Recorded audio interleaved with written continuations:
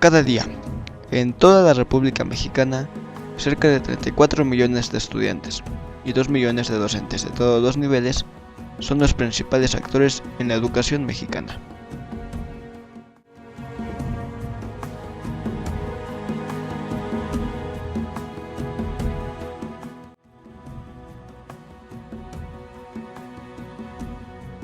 Lo cual se ha venido repitiendo día tras día, mes tras mes y año tras año desde 1921.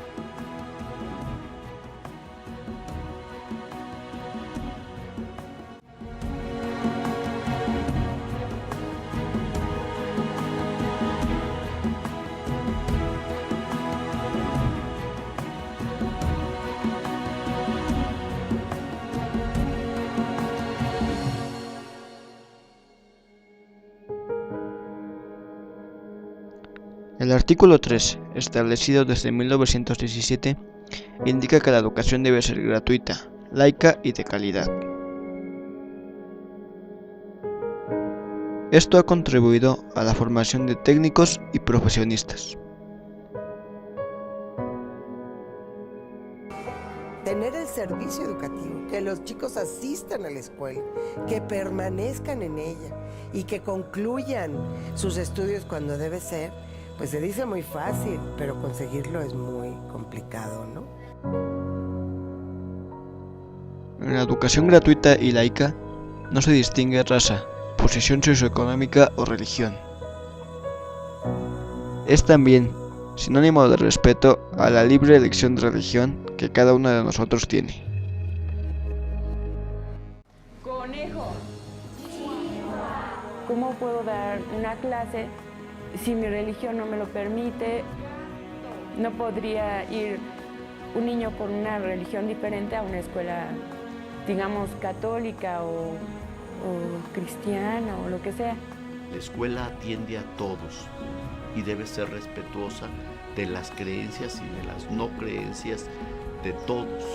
Porque siento que una cosa es la religión por un lado, eso se lo tiene que dar la familia, y la educación junto con los padres en la escuela.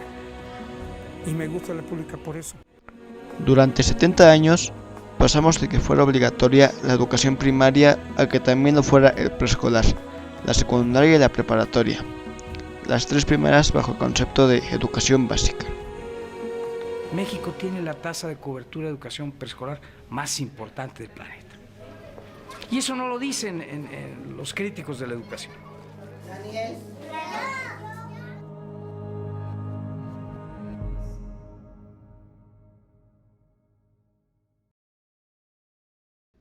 El que la media superior sea obligatoria es porque el Senado la aprobó a partir de 2013.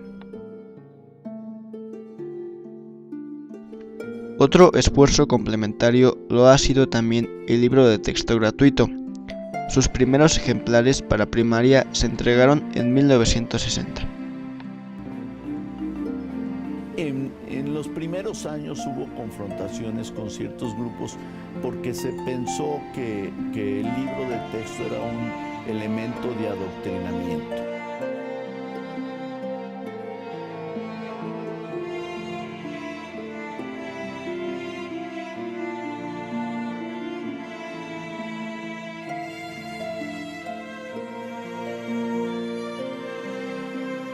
Grupos de cleros, grupos de padres de familia, junto con los grupos más extremos del PAN, atacaron contra los libros de texto por decir que eran doctrinarios e incluso comunistas. El presidente Adolfo López Mateos los defendió con la tesis de la igualdad democrática y la unidad nacional. Para constituirnos como mexicanos debíamos compartir una historia. En esa defensa lo apoyó el Sindicato Nacional de Trabajadores de la Educación, el cual había sido fundado 20 años antes, en 1943. cuando se le pregunta respecto a si solo van a ser para escuelas públicas o también para escuelas particulares, dice: todos son niños, todos son mexicanos. El costo del paquete por niño anda alrededor de 70 pesos.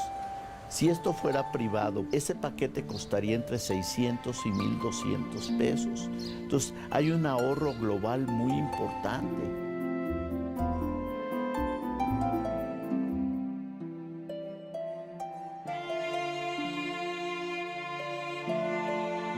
En los últimos años se ha comenzado a cuestionar el esfuerzo del gobierno por la educación.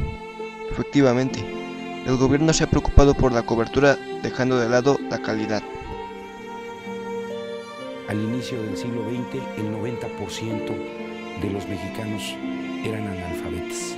Al término del siglo XX, alcanzamos prácticamente la cobertura universal en educación primaria y estamos muy próximos a alcanzarla en la educación secundaria.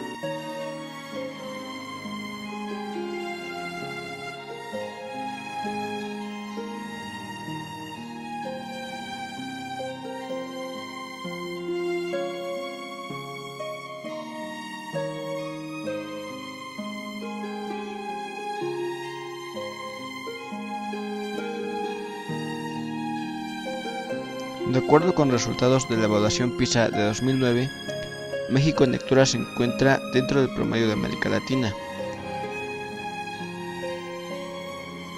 mientras que en ciencias se posiciona por encima de este promedio, al igual que en matemáticas.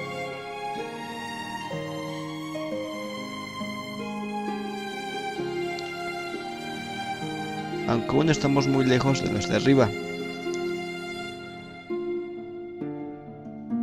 China, Hong Kong, Corea del Sur, etc. En los últimos años se ha impulsado mucho la política de evaluación. O sea, en el sentido de identificar dónde tenemos los problemas, aunque en realidad todavía nos cuesta mucho trabajo aceptar muchas cosas, ¿no? Entonces damos resultados de PISA, por ejemplo, ¿no? Y si México está en tal o cual posición, de manera muy simplista respecto a otros países de la OCDE, y no nos metemos a analizar nuestros resultados a fondo. La educación mexicana, en términos puramente técnicos, está ligeramente por debajo de lo que es esperable en función de la mezcla social del país. Un país inequitativo, de las dimensiones de la inequidad de México, ¿qué querían que obtuviéramos en PISA? No evalúes solamente el resultado de enlace, evalúa también el tipo de relaciones, el tipo de procesos, todo lo que se vive en una escuela, para poder que tengas una evaluación integral. Hay mucho trabajo detrás de cada cantidad. Entonces me gustaría más que centrar a esas escuelas y ver que a veces un 6 en un alumno implica un reto muy grande. Y para los de fuera decir un 6 dices panzazo. Pero desde dentro ese 6 es más que un 10.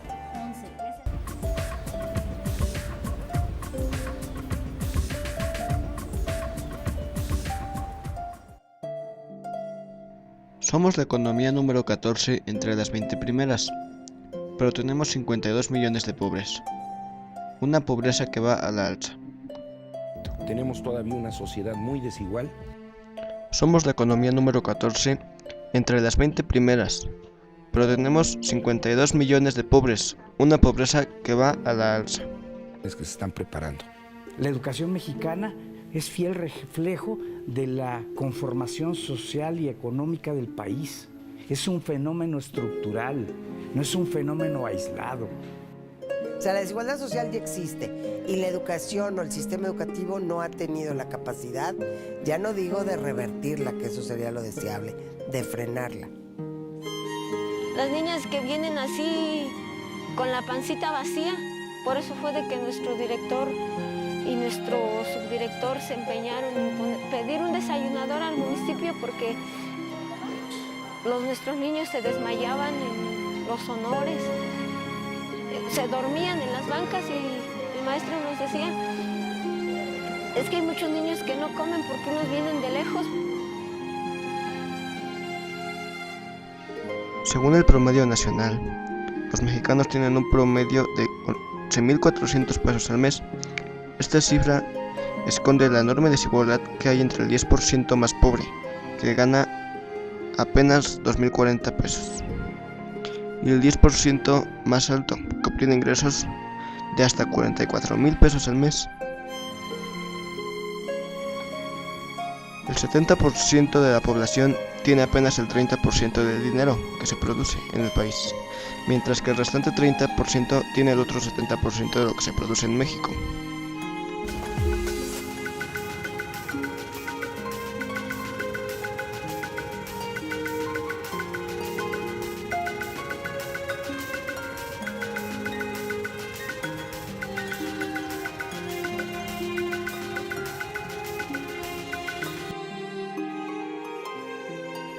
De acuerdo con el INEGI, un 29% de los trabajadores trabaja en la economía informal.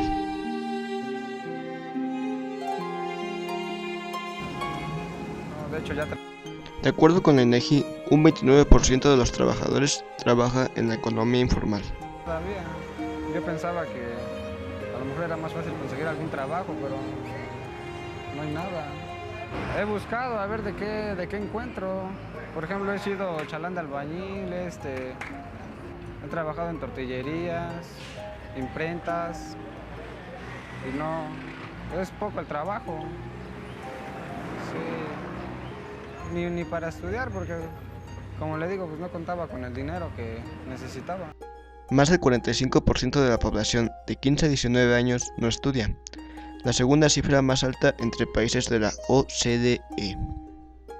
Para estudiar pues tiene uno que tener los recursos, ¿no? Y las posibilidades, cosa de que muchos no tenemos. Dejé de estudiar porque pues necesitaba trabajar también, ¿no? Pues porque no, yo estaba estudiando pero pues ya no y pues es muy difícil, ¿no? Yo terminé la secundaria y esperé un año para entrar a la prepa y en ese año estaba buscando trabajo como técnico en contabilidad y bien poquito acá.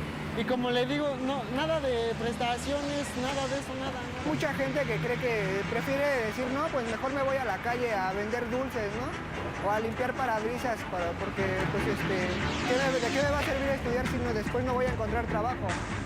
En la actualidad, pues ahora ya estamos con la situación del examen de oposición, ¿no? Para la asignación de plazas.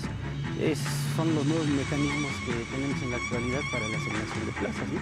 Hay que concursar por ellas y hay que ganárselas, ¿no? Yo de verdad no conozco un maestro que haya comprado su clase. Si es así, yo a lo mejor hubiera hecho lo mismo, ¿no? Porque fue un año y medio en que tenía que hacer trabajitos de pintura, rótulos y digo, batallé bastante para entrar a trabajar. La evaluación es un factor que podría decirse que culmina y al mismo tiempo da inicio a nuestro quehacer cotidiano. Estamos acostumbrados a ser evaluados. Yo creo que el maestro no se niega a ser evaluado, ¿eh? No nos negamos. Está bien, nos actualizamos.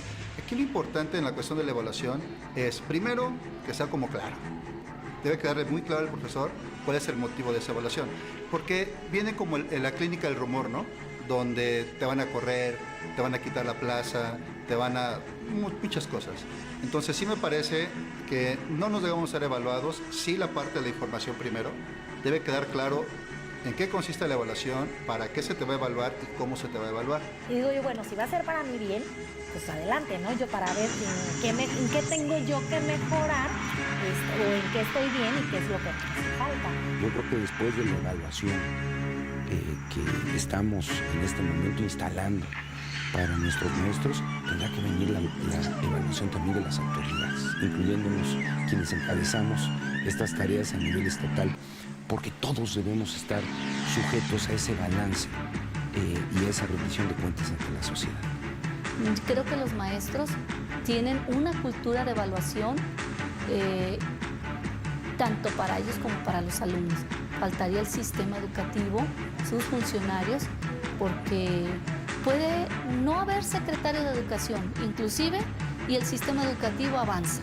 Y eso es basado al esfuerzo y el profesionalismo que tienen los maestros de México.